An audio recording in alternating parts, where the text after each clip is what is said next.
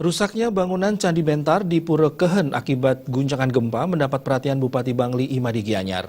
Bersama Kabakesra Jero Widarte, Madi Gianyar turun langsung untuk meninjau kerusakan bangunan pura yang masuk sebagai cagar budaya tersebut. Bupati Bangli Imadi Gianyar menyatakan akan berupaya secepatnya memulihkan kerusakan Candi Bentar tersebut dalam APBD perubahan tahun ini. Usai meninjau kerusakan Candi Bentar di Pura Kehen, Bupati menyatakan gempa yang merusak sejumlah bangunan pura dan rumah merupakan bencana alam.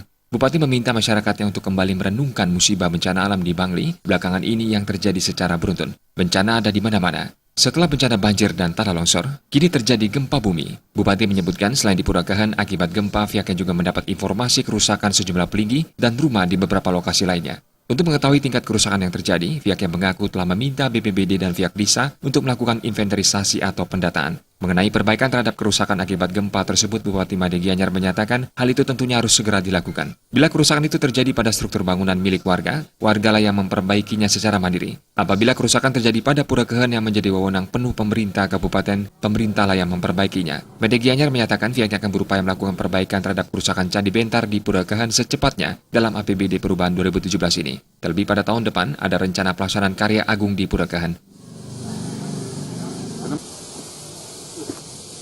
Sementara, Jero Gede Kehen menjelaskan Candi Bentar di Pura Kehen dibangun pada tahun 1965. Sejak dibangun, Candi Bentar yang berbahan batu padas tersebut tidak pernah dipugar sama sekali. Memperbaiki kerusakan bagian yang terkena gempa tersebut, pihak yang merancang untuk melakukan renovasi, termasuk pada bagian candi yang mengalami pergeseran. Biro Bali Pos